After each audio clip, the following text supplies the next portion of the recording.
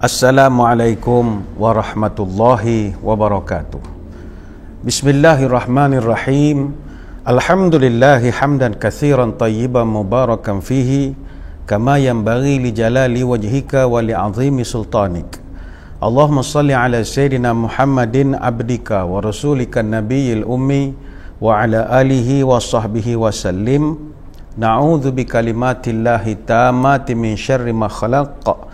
Bismillahilladzi la yadurru ma'asmihi syai'un fil ardi wala fis sama' wa huwa sami'ul alim. Allahumma adfa' 'anna al-waba' wal ghala' wal riba waz zina wal mihan wa su'al fitan ma dhahara minha wa ma batan an baladina hadha khassatan wa an sa'iril biladil muslimina 'amatan ya rabbal alamin. Nawaitu ta'alluma wa ta'lim wa tadhakkura wa tadhkir wa naf'a wal intifa' wal ifadah wal istifadah wal hassa ala tamassuki bi kitabillah wa sunnati rasulih wa du'a ilal huda wa dalalah alal khair ibtigha' wajhillah wa mardatihi wa qurbihi wa thawabihi lillahi ta'ala. Apa khabar saudara? Alhamdulillah, sekali lagi dengan izin dan ketentuannya kita bertemu dalam program Minda Imam Besar yang dibawakan kepada kita oleh Pusat Kutipan Zakat Majlis Agama Islam dan Adat Resam Melayu Pahang. Untuk musim ini kita menggunakan sebuah kitab Rahsia Kematian, Alam Akhirat dan Kiamat yang merupakan terjemahan daripada kitab At-Tazkirah fi Ahwalil Mauta wa Umuril Akhirah. Satu kitab yang begitu tebal, 1121 halaman. Sebuah kitab yang diterjemahkan daripada karya asal oleh Imam Abu Abdullah Al-Qurtubi ataupun Imam Al-Qurtubi. Saudara, alhamdulillah hari ini kita berada pada hari Rabu 16 hari bulan Disember tahun 2020 bersamaan 1 Jamadil Awal tahun 1442 Hijrah, dan kita di Malaysia khususnya masih dalam suasana berhadapan dengan bencana non-alam yang berskala internasional, dan tanpa disedari hari ini genap 275 hari ataupun genap 9 bulan kita berada dalam tempoh kordon saniter ataupun perintah kawalan pergerakan. Dan alhamdulillah setakat ini di kebanyakan negeri-negeri telah pun kembali kepada perintah kawalan pergerakan pemulihan PKPP atau Recovery Movement Control Order RMCO, kecuali di beberapa daerah-daerah yang tertentu. Apa yang penting, kita semua masih berada dalam PKPP ini sehinggalah 31 Disember tahun 2020 nanti, maknanya ada lebih kurang 15 hari lagi. Dan kita berharap masyarakat dapat terus mengamalkan normal dan juga kelaziman baru dalam kehidupan serta mematuhi tata cara SOP yang telah ditetapkan oleh pihak pemerintah. Dan kita pernah menghadapi musibah ini sejak daripada bulan Mac, dan kita pernah berjaya melandaikan lekuknya, dan kini selepas 9 bulan kita diuji sekali lagi, dan tidak adalah ubat yang lebih mujarab melainkan kita saling bekerjasama, saling sokong menyokong antara satu sama lain. Kita kawal situasi gelombang ketiga ini dengan melandaikan lengkungan kebolehjangkitan dan banyakkan meletak harapan dan bantuan daripada Allah Subhanahu wa taala. Baik, bagi yang ada kitab, kita buka muka surat 578. Muka surat 578 bab yang ke-10. Babu majaa fi aktsar ahli jannah wa aktsar ahli nar. Bab penghuni syurga dan penghuni neraka yang paling ramai. Muka surat 583. Pada pertemuan kita yang lalu 9 hari bulan Disember tahun 2020, kita telah bahaskan tentang beberapa nikmat syurga. Ada beberapa hal yang kita tak sempat nak ceritakan, kita sambung sikit sajalah tentang nikmat-nikmat syurga ini. Para ulama membahaskan syurga ini dia punya luas sahaja begitu luar biasa sekali. Dalam Quran surah Ali Imran ayat 133, wasari'u ila maghfiratin min rabbikum wa jannatin 'arduhas samawati wal ard u'iddat lil muttaqin, dan bersegeralah kamu kepada keampunan Tuhanmu dan bersegeralah kepada syurga yang luasnya seluas langit dan bumi. U'iddat lil muttaqin, disediakan untuk orang-orang yang bertakwa. Surah Ali Imran ayat 133. Maka luasnya syurga ini adalah seluas langit dan bumi, begitu luas sekali. Yang kedua, kata ulama, surga ini dia bertingkat-tingkat berdasarkan hadis daripada Abu Hurairah radhiyallahu anhu. Inna fil jannati mi'ata darajatin a'addaha Allahu lil mujahidina fi sabilillah atau fi sabilihi bainad darajataini kama bainas sama'i wal ard. Sesungguhnya di surga ada 100 tingkat yang khusus disiapkan untuk para mujahidin. Jarak antara satu tingkat dengan satu tingkat seperti jarak antara bumi dan juga langit. Hadis riwayat Bukhari. Yang ketiga, kata ulama, surga juga memiliki pintu-pintu. Secara umumnya pintu surga ada 8. Berdasarkan hadis fil jannati thamaniyatu abwabin. Surga memiliki 8 buah pintu. Ini hadis riwayat Imam Bukhari daripada Sahal bin Sa'ad radhiyallahu anhu. Apakah nama-nama pintu surga? Pertama, pintu solat. Yang kedua, pintu sedekah. Yang ketiga, pintu jihad. Yang keempat, pintu ar-rayyan. Yang kelima, pintu haji. Yang keenam, pintu al-aiman. Yang ketujuh, pintu al-kazimin al-ghaidha wal-afina 'anil nas. Dan yang ke-8, pintu zikir, ataupun setengah riwayat menyebut pintu ilmu. 4 pintu yang kita nyatakan tadi disebutkan dalam satu hadis. Kata Abu Hurairah, man anfaqa zawjaini fi sabilillah nudiya min abwabil jannati ya abdallahi hadza khairun.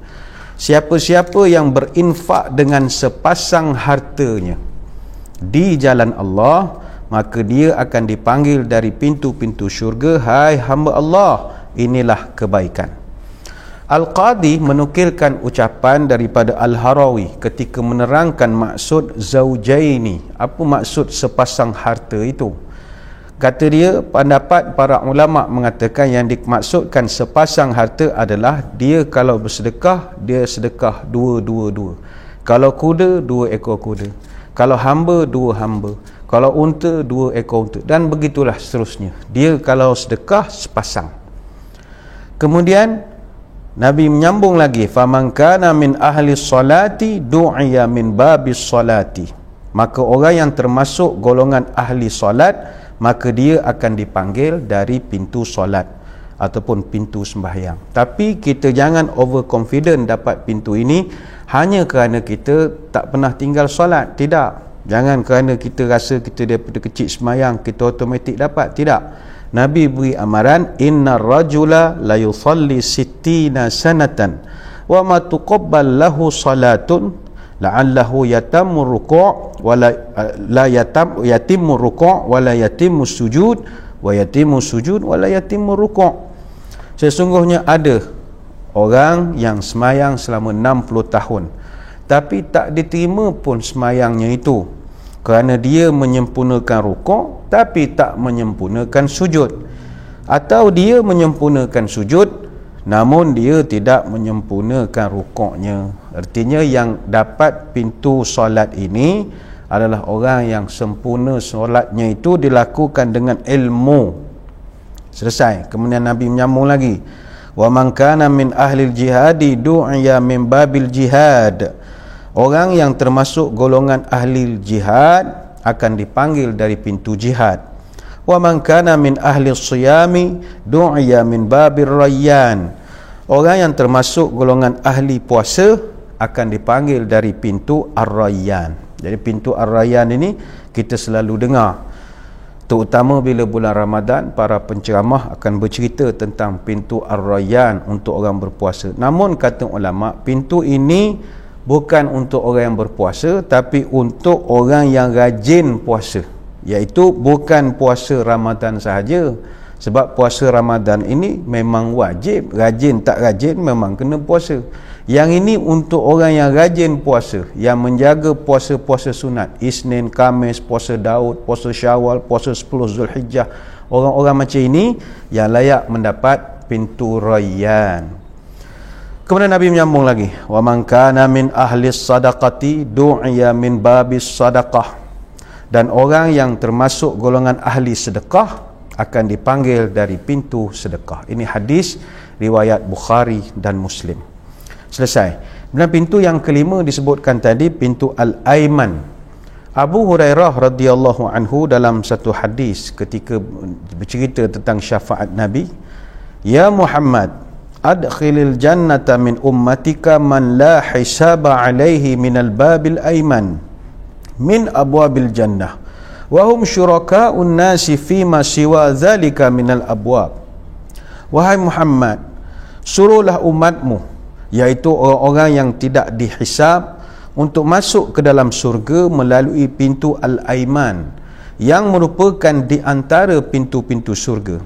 Sedangkan pintu-pintu yang lain adalah pintu surga bagi semua orang. Hadis riwayat Bukhari dan Muslim. Kata Imam An-Nawawi, pintu surga Al-Aiman ini adalah khas untuk golongan yang masuk surga tanpa hisab. Sebagaimana Nabi pernah menyebut, wa'adani Rabbi azza wa jalla an yudkhilal jannata min ummati sab'ina alfan bighairi hisabin wala azabin ma'a kulli alfin sab'una alfa. Allah telah berjanji bahawa aku boleh membawa 70,000 orang daripada umatku masuk surga tanpa hisab, dan setiap 1,000 orang akan bawa pula 70,000 orang lagi. Ini hadis riwayat Imam Ahmad. Kata Syekh Syuaib Al-Arnaud, seorang ulama hadis yang tersohor, hadis ini sahih dan sanadnya adalah hasan. Maknanya Nabi secara umum dengan izin Allah, dia boleh membawa 4,900,000,000 orang berdasarkan hadis ini. Tetapi seperti yang kita maklum, syaratnya adalah humul ladzina la yatatayyaruna wa la yastarquna wa la yaktawuna wa ala rabbihim yatawakkalun. Syarat paling utama antaranya adalah orang yang mesti tawakal kepada Allah. Selesai. Itu pintu yang kelima. Pintu yang keenam, kata ulama berdasarkan hadis, pintu al-kazimin al-ghaiza wal-afina anin nas. Pintu khas untuk orang yang menahan marah dan boleh memaafkan orang lain. Sebagaimana hadis daripada Rah bin Ubadah dari Ash'as dan dari Al-Hasan Al-Basri secara mursal, innallahi baban fil jannati la yadkhuluhu illa man afa an mazlamatin. Sesungguhnya Allah memiliki sebuah pintu di surga, tidaklah yang masuk melaluinya kecuali orang-orang yang memaafkan kezaliman. Hadis riwayat Imam Ahmad. Kata Al-Qadi, pintu-pintu syurga lainnya disebutkan pula dalam hadis yang lain, iaitu pintu taubat dan pintu redha. Dan kata Ibn Hajar, ada lagi pintu yang dipanggil pintu haji, pintu zikir dan juga pintu ilmu. Cuma bila bercerita tentang pintu surga, ada satu riwayat menyebut setiap manusia nanti dia akan masuk surga ikut pintu yang khas saja. Kalau orang tu semayang, pintu semayang. Artinya dia punya access card dia hanya untuk pintu tertentu. Tetapi Nabi bercerita, ada orang yang Allah beri keistimewaan, dia ada kad all access, mana-mana pintu dia boleh masuk. Ini special. Antara yang masyhur golongan ini siapa? Kaum wanita, yang disebutkan dalam hadis Nabi, seorang wanita yang menjaga solatnya, jaga puasanya, jaga suaminya, masuk surga dari mana-mana pintu yang dia kehendaki. Dia nak masuk pintu Rayyan ke, pintu Al-Kazimin Al-Ghaiza wal-Afina anin nas ke, dia nak masuk pintu taubat ke, pintu apa, dia tidak ada masalah. Dan ada lagi orang yang boleh dapat masuk ikut mana-mana pintu. Nabi pernah bercerita, man anfaqa zawjaini min syai'in minal asya' fi sabilillah du'iya min abwabi ya'nil jannah ya Abdullah hadza khairan. Siapa yang sedekah sesuatu yang dimiliki dengan sepasang daripada benda yang dimiliki, maka dia akan disuruh daripada pintu syurga, ya Abdullah hadza khair, wahai hamba Allah, inilah kebaikan. Faman kana min ahli salati du'iya min babis salah, wa man kana min ahli jihad du'iya min babil jihad, wa man kana min ahli sadaqah du'iya min babis sadaqah, wa man kana min ahli siyam du'iya min babis siyam wa babir rayyan. Nabi cerita orang yang semayang masuk pintu semayang, orang yang jihad masuk pintu jihad, orang yang bersedekah masuk pintu sedekah, orang yang puasa masuk pintu puasa ataupun pintu ar-rayyan. Faqala Abu Bakrin, ma ala hadha alladhi yud'a min tilkal abwab min daruratin wa qala hal yud'a minha kullaha ahadun ya Rasulullah qala na'am wa arju an takuna minhum ya Aba Bakrin. Maka bila Nabi dah terangkan hadis itu, Abu Bakar As-Siddiq radhiyallahu anhu bertanya, ya Rasul, bagaimana kalau seorang itu mesti dipanggil dari setiap pintu sebab amalan dia terlampau banyak, kejap pintu ni panggil, kejap pintu ni panggil, bagaimana dia ya Rasulullah? Kata Nabi, na'am, ya, tidak ada masalah, wa arju an takuna minhum ya Abu Bakar, dan saya harap awaklah salah seorang daripada orang yang boleh masuk dari mana-mana pintu syurga yang dia kendaki. Rupanya Nabi nak bercerita, ada orang yang himpunan amalan baiknya menghasilkan ganjaran syurga yang pelbagai pintu kepada orang tersebut. Dan di antara sahabat yang terhimpun segala kebaikan amalan-amalan soleh ini adalah Abu Bakar As-Siddiq radhiyallahu anhu. Dia ada beberapa riwayat menceritakan kepelbagaian amalan Abu Bakar. Nabi satu hari dia tanya kepada para sahabat, man asbaha minkumul yaum sha'iman, siapa di kalangan kamu hari ini puasa? Sahabat semua diam. Qala Abu Bakrin radhiyallahu anhu, ana. Abu Bakar angkat tangan, saya puasa ya Rasulullah. Nabi angguk.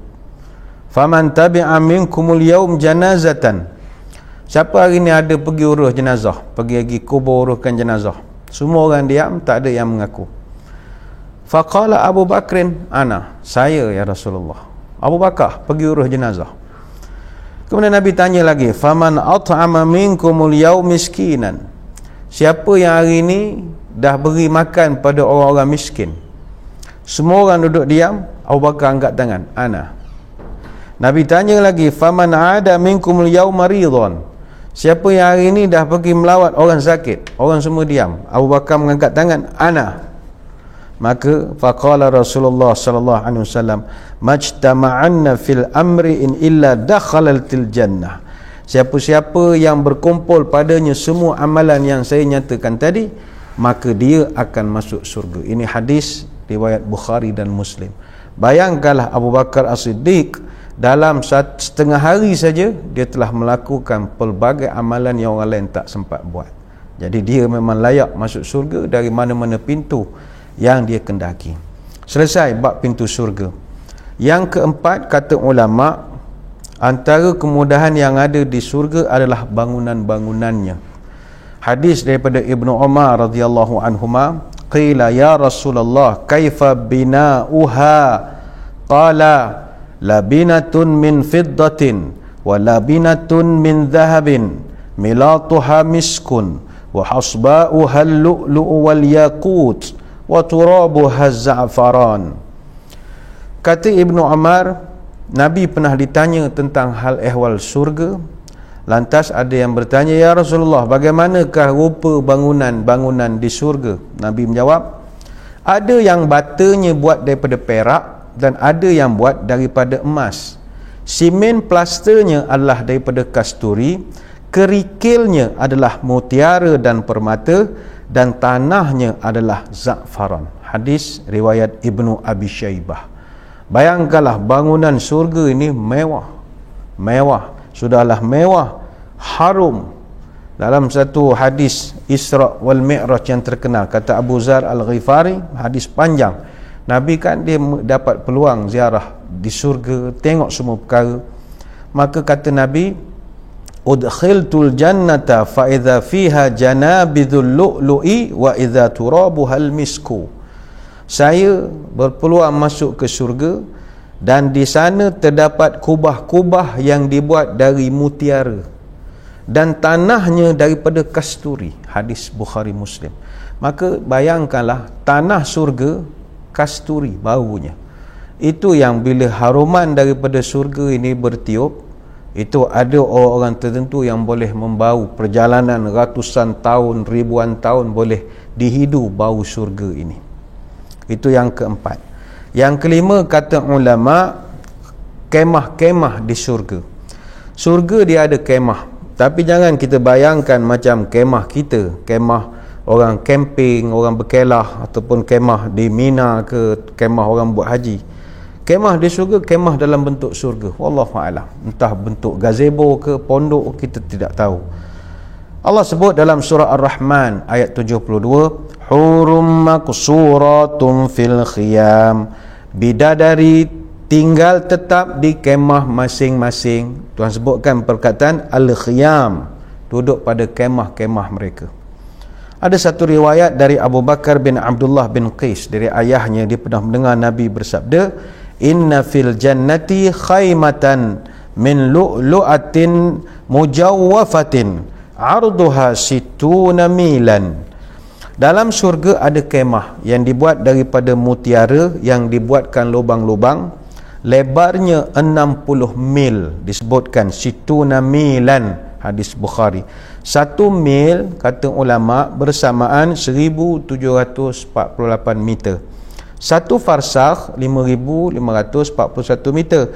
Maka kalau 3 mil bersamaan dengan 1 farsakh. Bayangkanlah betapa besarnya kemah tersebut. Itu yang kelima. Yang keenam, kemudahan yang ada di syurga adalah pasar. Pasar yang akan dibuat pada hari Jumaat di syurga. Hadis daripada Anas bin Malik radhiyallahu anhu, dia mendengar Nabi bercerita, inna fil jannati lasuqan ya'tunaha kulla jum'atin fatahubbu rihus shimali fatahsu fi wujuhihim wa thiyabihim fayasdaduna husnan wa jamala. Sesungguhnya dalam syurga ada sebuah pasar yang akan dikunjungi oleh penghuni syurga pada setiap hari Jumaat. Maka bertiuplah angin dari utara, akan mengenakanlah angin itu kepada muka mereka dan pakaian mereka, sehinggalah mereka menjadi semakin tampan dan cantik apabila terkena angin tersebut. Fayarji'una ila ahlihim wa qad izdadu husnan wa jamala fayaqulu lahum ahluhum wallahi laqad izdattum ba'dana husnan wa jamala fayaqulun wa antum wallahi laqad izdattum ba'dana husnan wa jamala. Mereka pun akan pulang kepada isteri-isteri mereka dalam keadaan semakin tampan dan handsome, dan keluarga mereka yang menyambut akan berkata, demi Allah, Tuan kelihatan semakin bertambah handsome dan tampan. Dan mereka juga akan mengatakan, awak pun makin hari makin bertambah cantik dan rupawan. Ni hadis riwayat Imam Muslim. Hadis ini ada banyak pelajaran kita boleh bahaskan. Pertama sekali, kenapa Nabi sebut perkataan fatahubbu rihus shimal, maka ditiupkanlah angin dari utara. Mengapa ada angin dari arah utara? Imam An-Nawawi menukilkan keterangan daripada Al-Qadhi Iyad, wa khassu rihul jannah bishimal li'annaha rihul matar indal Arab kanat tahubu min jihati Syam wa biha ya'ti sahabul matar wa kanu yarjuna sahaba syamiyah. Angin utara dalam surga ini disebutkan istilah angin utara kerana orang Arab memahami bahawa angin yang datang dari utara akan membawa hujan. Ini dalam bentuk geografi negara Arab.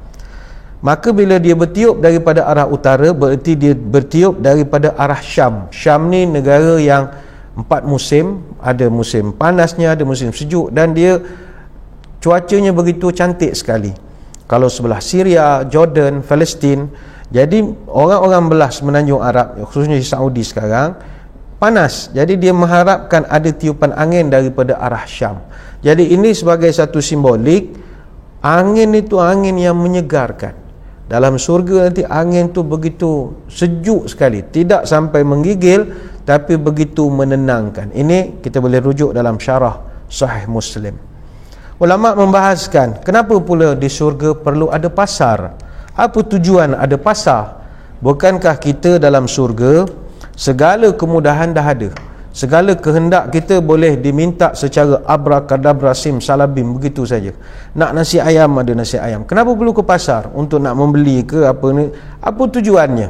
Kata para ulama, Allah Ta'ala mewujudkan pasar di dalam surga sebagai suatu gambaran naluri kemanusiaan. manusia ini dia ada satu kecenderungan puas. Dia umpama kita lah duduk dalam perintah kawalan pergerakan. Kita di rumah kita boleh saja online. Boleh order sana order sini, pos laju hantar, macam-macam hantar. Tapi dalam jiwa kita ada satu keinginan untuk nak berkumpul, berborak-borak, lepak-lepak, hang out, orang muda panggil hang out.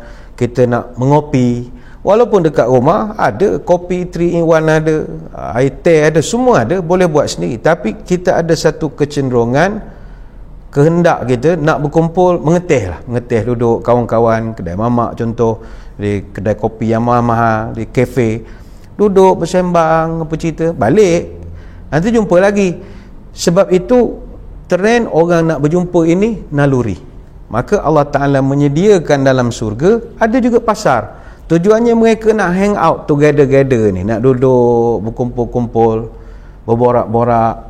Sebab itu sekarang bila ada orang bercerita tentang trend pembelian online, orang kata sekarang ni bisnes kita kena ubah 360 degree sebab orang dah tak pergi ke premis, tak pergi ke kedai, kita kena ambil peluang. Percayalah bahawa trend pembelian online juga adalah satu benda yang akan semakin menurun.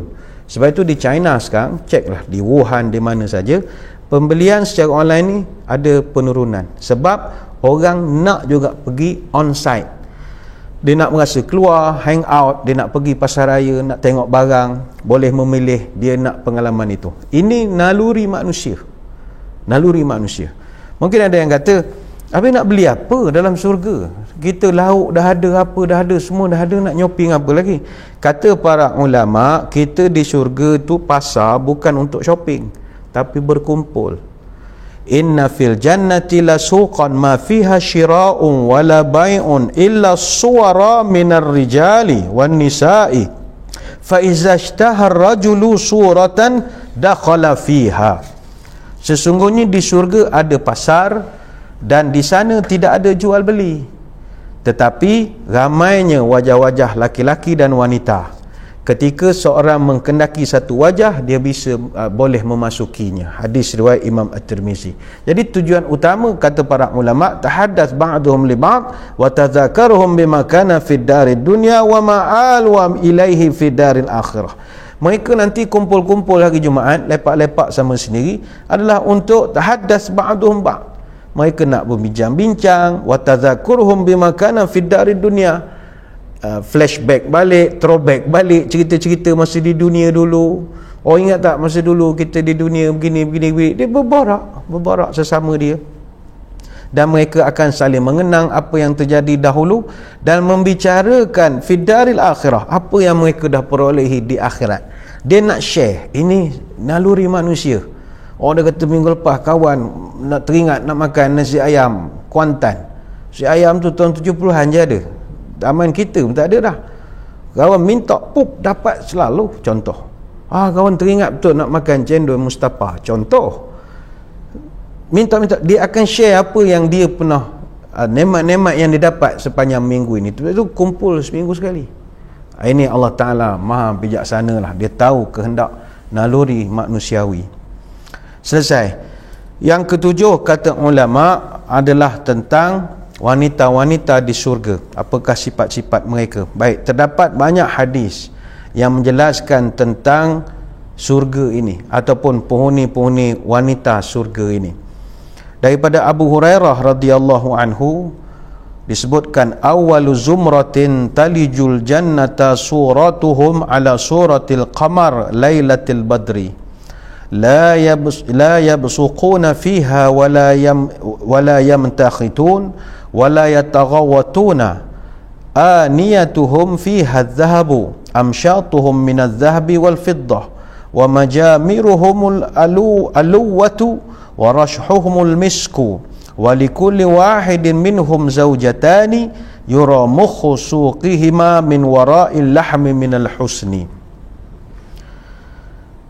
Ada satu hadis daripada Abu Hurairah, dia cerita kelompok pertama orang yang masuk surga, batch yang pertama, wajah mereka, kata Nabi, secerah bulan purnama. Mereka ini tidak pernah berludah, tidak berkahak dan tidak buang air besar. bekas mereka dibuat daripada emas, sikat mereka dibuat daripada emas dan perak, dan bekas wangian mereka begitu besar, keringat mereka berbau wangi. Dan setiap ahli syurga, ini kata Nabi, zaujatainis natani, kata Nabi, setiap ahli syurga itu akan mempunyai 2 isteri, kata Nabi. Yura mukhun suqihima min wara'il lahmi wa ma fil jannati a'zab, dan sumsum tulang betisnya kelihatan daripada balik dagingnya, dan di dalam syurga tidak ada orang yang membujang. Ini hadis riwayat Ahmad, riwayat Bukhari dan Muslim. Begitu juga hadis daripada Ibnu Sirin. Beliau pernah tanya kepada Abu Hurairah, wahai Abu Hurairah, di syurga itu lelakikah atau perempuankah yang lebih banyak jumlahnya? Maka Abu Hurairah pun membacakan hadis yang hampir sama redaksinya. Inna awwala zumratin tadkhulul jannata ala suratil qamar lailatal badri wallati taliha ala adwa'i kawkabi durriyin fis sama likulli imri'in minhum zawjatain isnatani yura mukhun suqihima min wara'il lahmi wa ma fil jannati a'zab. Hampir sama, disebutkan bahawa balance lah antara laki-laki dan perempuan itu. Kemudian daripada Abu Sa'id Al-Khudri, Nabi juga pernah bercerita, inna adna ahlil jannati manzilatan rajulun sarafallahu wajhahu 'anil nar qibalal jannati qala Allah huwa laka wa ashratu amsalihi. Sesungguhnya penduduk syurga yang paling rendah sekali makam dan kedudukannya adalah orang-orang yang telah Allah selamatkan dan Allah bawa masuk ke dalam syurga. Lantas Allah bertanya dan berkata kepada mereka, syurga itu bagimu ditambah dengan 10 kali ganda lagi. Thumma yadkhulu baitahu fadadkhulu alaihi zawjatahu minal huril ain fataqulani. Kemudian orang ini masuk ke dalam rumah dia, penginapan dia. Tiba-tiba datanglah kepadanya zawjatahu min huril ain, 2 bidadari daripada syurga. Maknanya sudah dapat pasangan, bukan 1 tapi 2. Dan mereka pun bersyukur dan mengucapkan, alhamdulillahillazi ahyaka lana wa ahyana laka. Segala puji bagi Allah yang telah menghidupkan kamu menjadi pasanganku dan yang telah menghidupkanku untuk menjadi pasanganmu. Kemudian penghuni syurga ini pun berkata, fayaqul ma'u'tiya ahadun misla ma'u'titu. Tidak ada seorang pun manusia yang dapat nikmat sebagaimana yang aku dapat ini. Mana tak ada orang boleh challenge nikmat yang Allah berikan kepadaku ini. Hadis riwayat Imam Muslim. Bayangkanlah Nabi cerita, kata Abu Sa'id Al-Khudri, setiap ahli syurga dapat 2 isteri.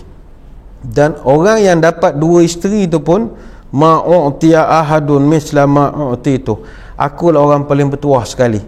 Padahal dalam hadis yang lain 2 tu sikit.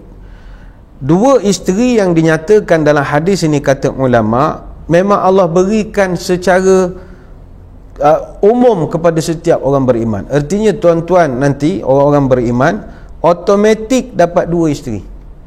Tetapi bagi orang yang mati syahid itu 70 isteri. Hadis daripada Miqdad, Nabi SAW pernah bersabda menyebutkan keutamaan orang yang mati syahid. Kata Nabi, li syahidi indallah sab'u khisalin. Bagi orang yang mati syahid ada banyak keistimewaan. Yughfaru lahu fi awwali daf'atin min damihi. Diampunkan dosanya pada awal darahnya itu, percikan yang pertama. Wa yara maq'adahu minal jannah. Dia akan melihat tempat duduknya di syurga nanti. Yang ketiga, wa yuhalla hullatal iman. Dia akan dihiaskan dengan perhiasan iman. Yang keempat, kata Nabi, wa yuzawwiju thnaini wa sab'ina zawjatan minal huril ain. Dia akan dinikahkan dengan 72 bidadari surga. Ini hadis riwayat Ahmad, Tirmizi dan Baihaqi. Kemudian terdapat beberapa riwayat, walaupun diperselisihkan kesahihannya, disebutkan bahawa penduduk syurga yang paling rendah kedudukannya ada juga yang mendapat 72 orang isteri. Iaitu ada yang mendetailkan 2 isteri adalah penduduk dunia dan 70 isteri adalah bidadari itu sendiri. Dan beberapa ulama yang mensyarahkan kitab hadis seperti Al-Iraqi, Mula Ali Al-Qari serta Al-Mubarakfuri, mereka menguatkan riwayat-riwayat ini dan mereka menetapkan bahawa isteri penduduk syurga itu minimumnya 72. Ada yang berkata begitu, 2 dari penduduk dunia dan 70 daripada bidadari. Sebagaimana kata Al-Iraqi, qad tabayyana baqiyat riwayat anna zawjain aqal ma yakuli sakin al-jannah min nisa'id dunya wa an aqalla ma yakuna lahu min al-huril ain 70. Intaha. Telah jelas berdasarkan beberapa riwayat bahawa minimum 2 isteri untuk penghuni syurga dari kalangan penduduk dunia, dan ada minimum 70 bidadari yang juga menjadi isterinya. Begitu juga kata Al-Mubarakfuri, qala al-Qari wal adhhar annahu takunu li kulli zawjatan min nisa'id dunya wa an adna ahli al-jannah man lahu 72 zawjah fil jumlati, ya'ni sintain min nisa'id dunya wa 70 min al-hurul 'ain. Intaha. Mulla Al-Qari mengatakan yang benar, masing-masing penghuni syurga memiliki 2 isteri dari wanita dunia, dan penduduk syurga pada tingkatan paling rendah memiliki 72 isteri dengan perincian 2 isteri wanita dunia dan 70 isteri bidadari. Ini boleh rujuk dalam Tuhfatul Ahwazi. Yang ini yang disebutkan wanita dunia akan menjadi ketua bidadari syurga. Maknanya suaminya ada 70 isteri, tapi dia masih kekal menjadi ketua kepada seluruh bidadari-bidadari yang lain. Dan Allah Ta'ala menyebutkan secara jelas dalam Quran akan sifat-sifat wanita-wanita bidadari-bidadari ini. Di antaranya, walahum fiha azwajum mutahharah, bagi penghuni syurga isteri-isteri yang suci. Maknanya mereka ni pure, baru bikin, suci betul. Ni dalam surah Al-Baqarah ayat 25. Yang kedua, muttaqiina ala rafrafin khudrin wa abqariyin hisan.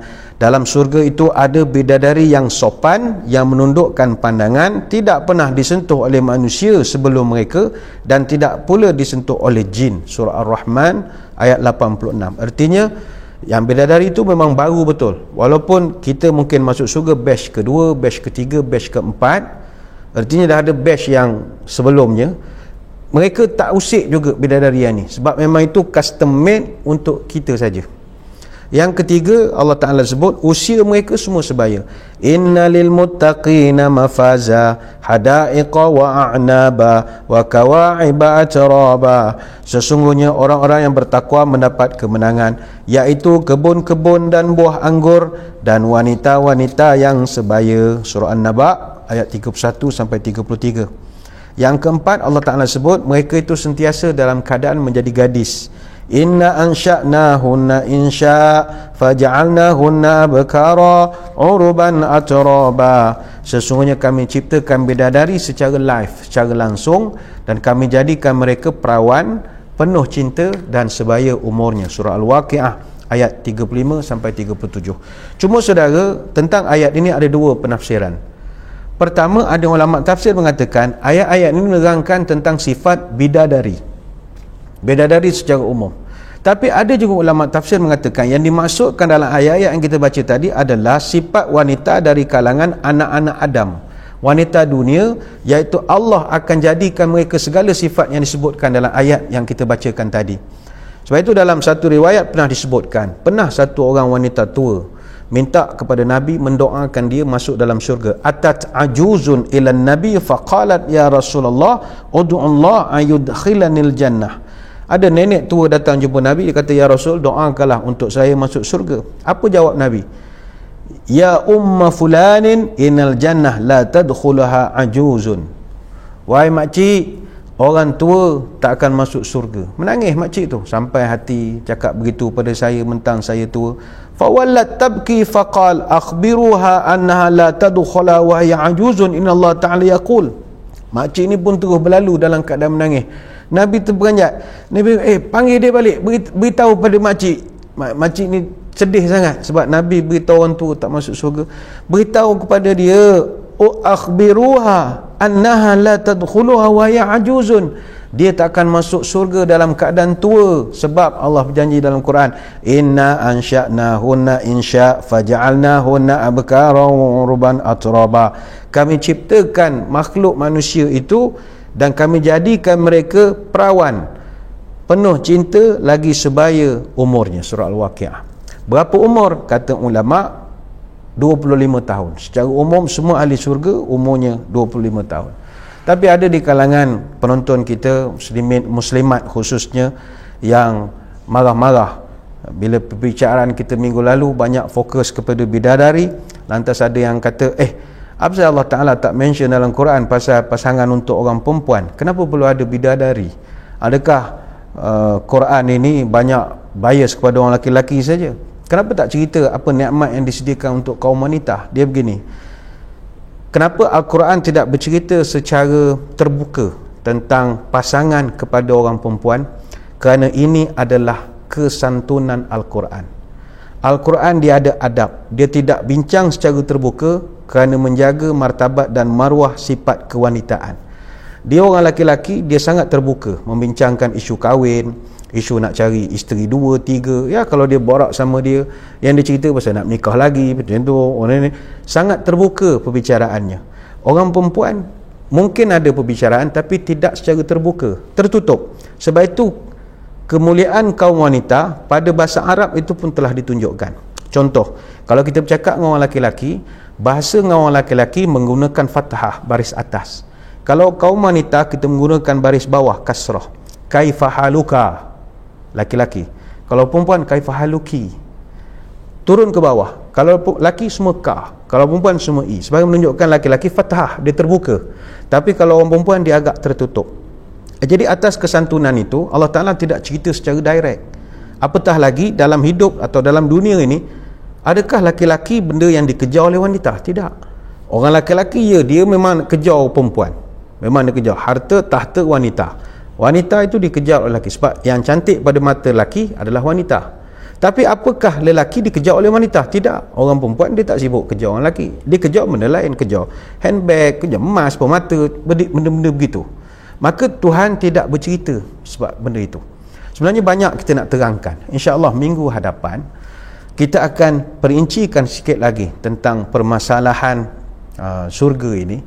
Sebab ada satu perbahasan, kalau wanita menjadi ketua kepada bidadari, ini bererti seorang wanita itu masih boleh kekal bersama suaminya duduk dalam syurga. Benarkah begitu?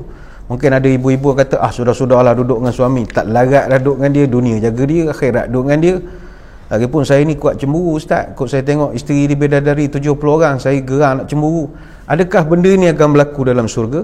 Yang ini kita akan bahaskan minggu hadapan, insya-Allah. Sekali lagi kita mengucapkan ribuan terima kasih yang kepada semua yang sudi untuk bergabung bersama kami pada hari ini. Terima kasih atas perhatian. Mohon maaf sebarang kekurangan. InsyaAllah kita akan bertemu pada lain-lain kesempatan. Sebelum berpisah, marilah kita menadah tangan berdoa. Moga pertemuan kita ini diberkati oleh Ilahi. A'udzubillahi minasyaitonirrajim. Bismillahirrahmanirrahim.